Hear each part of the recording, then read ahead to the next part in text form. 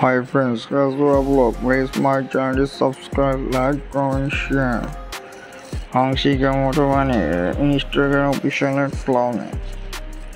9 জানুয়ারি 9 August 1991 সালে জন্মগ্রহণ করেন হাসিকা মোটবানি একজন ভারতীয় চলচ্চিত্র অভিনেত্রী যিনি হিন্দি, তামিল এবং তেলুগু চলচ্চিত্রে অভিনয় করেছেন। শিল্পী হিসেবে কেন্দ্রীয় চলচ্চিত্র হইতে তার প্রথম আত্মপ্রকাশ কোন মিল গয়া আর কাডাব্রা এবং জাগো 2004 হিন্দি চলচ্চিত্রে তিনি শিল্প হিসেবে অভিনয় করেছেন। হাংশিকা দেশামোদুরতা তামিল চলচ্চিত্রের মাধ্যমে অভিনয়ে জীবনে খ্যাতি পান। নবাগত সাউথ অর্জন করে। পরবর্তীতে তিনি ক্রান্তি, মাস্কারা সহ আরও বেশ কয়েকটি বড় বাজেটের চলচ্চিত্রে অভিনয় করেন। তিনি মা পিপি মাল্লাই চলচ্চিত্রের মাধ্যমে তেলুগু চলচ্চিত্রে অভিনয় শুরু করেন। পরবর্তীতে তিনি বেলায়ুধাম, অরুণ কান্নাডি, থিয়া বেলাইশেই আলুম কুমারু ও মানকারাতে সহ বেশ কিছু চলচ্চিত্রে অভিনয় করেন।